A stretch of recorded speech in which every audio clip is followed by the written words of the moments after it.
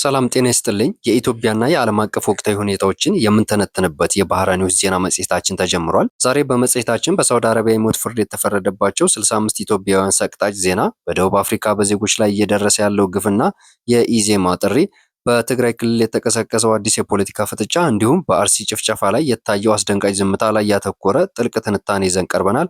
እስከ መጨረሻው ፕሮግራማችን አብራችሁን ቆዩ። በሳውዲ አረቢያ የሞት ፍርድ የተፈረደባቸው 65 ኢትዮጵያውያን ሂውማን ራይቶች እንደዘገቡት በትናንትናው ዕለት ያወጡት መረጃ አስደንጋጭ መግለጫ ድርጅታቸው አስታውቋል። ይህ እንግዲህ በሳውዲ አረቢያ በሚገኙ እስር ውስጥ የሚገኙ ማለት ነው 65 ኢትዮጵያውያን ስደተኞች የሞት ፍርድ ተፈርዶባቸው አፈጻጸም እየጠበቁ ይገኛሉ ተብሏል። እነዚህ ወገኖቻችን ለዚህ ፍርድ የበቁት በግልጽ በጎደለው የፍትህ ስርዓት ውስጥ በመሆኑ ትልቁ ስጋት ነው። ተከሳሾች ራሳቸውን የሚከላከሉበት የህግ ድጋፍ አላገኙም።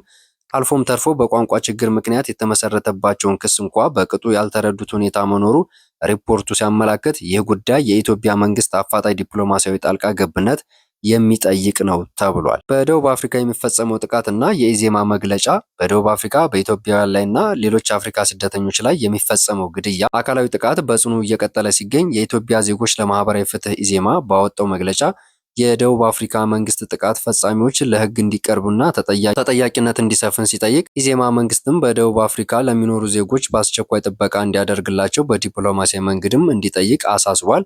ፓርቲው እንዳለ ተጨማሪ ዜጎች ህይወት እንዳይጠፋ ብቁ አመራርና ዲፕሎማሲያዊ ግፊት መደረግ አለበት። ይህ የባዕድ ሀገር ዜጎች ጥላቻ ወይም ዜኖፊያ ጥቃት በየጊዜው እያገረሸ የበርካታ ዜጎቻችን ንብረትና ህይወት እየበላ መሆኑ ሲያስታውቅ፣ ወደ ሌላው ጉዳይ ስናልፍ ወደ ሀገር ውስጥ ጉዳዮች ስንመለስ የስምረት ፓርቲ ዛሬ ባወጣው መግለጫ በትግራይ ክልል ያለው ጊዜያዊ አስተዳደር ሁሉን አቀፍና አሳታፊ በሆነ መንገድ እንደገና መቋቋም አለበት ሲል አቋሙን አሳውቋል። ፓርቲው የህወሓት ቡድን ከጦርነት በፊት የነበረው ክልል ምክር ቤት ወደ ስራ ለመመለስ የሚደረገውን እንቅስቃሴ አደገኛና አውዳሚ ሲል ሲጠራው፣ በሌላ በኩል ህወሓት ምክር ቤቱን መልሶ ለማደራጀት የሚንቀሳቀስ ህጋዊ ውክልና ያለው አካል በመሆኑ በሚል መከራከሪያ ራሱን ሲያቀርብ፣ ይህ በፌዴራል መንግስት በጊዜያዊ አስተዳደሩና በህወሓት መካከል ያለው ሀሳብ ልዩነት ክልሉን ወደ ሌላ የፖለቲካ ቀውስ እንዳይመራው ተሰግቷል። ስለ አርሲ ጥቃት ማንም ትንፍሽ ሳይል አሁን ደቡብ አፍሪካ ያለው ለምን ተሰማቸው የሚል ጥያቄ የዛሬው የባህረ ኒውስ ትልቁ የትንታኔ ነጥብ ሲሆን፣ በአርሲ ዞን በንጹሐን ዜጎች ላይ የተፈጸመው አሰቃቂ ጥቃትና የሰዎች ህይወት መጥፋት በወቅቱ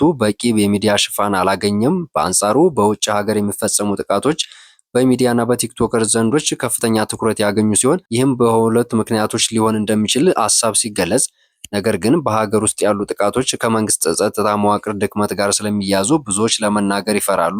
ይህም የፖለቲካ ስጋት እንዳለባቸው ሲያሳውቅ፣ የመረጃ ተደራሽነቱን በሀገር ውስጥ ግጭት ባሉባቸው አካባቢዎች የኢንተርኔት መቆራረጥ መረጃዎች ለዓለም እንዳይደርሱ እንቅፋት መሆኑ፣ ይሁን እንጂ የንጹሐን ደም በየትኛውም ቦታ ቢፈስ እኩል ሊያሳምም የሚገባ ሲሆን፣ በዜጎች ደም ላይ ደግሞ የሚደረገው የፖለቲካ ቁማርና የመድሎ ዝምታ ሊቆም ይገባል። የዛሬው የባህረ ኒውስ የዜና መጽሔታችን ይህን ይመስል ነበር። ለዜጎች ደህንነት ቅድሚያ እንስጥ፣ በጋራ ድምጻችንን ልናሰማ ይገባል። ዜናዎቹን ያቀረብኩላችሁ ባህረ ጊታ ነኝ። ለቻናላችን አዲስ ከሆናችሁ ሰብስክራይብ በማድረግ የባህረ ኒውስ ቤተሰብ ይሁኑ። ሰላም ለሀገራችን፣ ሰላም ለዓለም። መልካም ጊዜ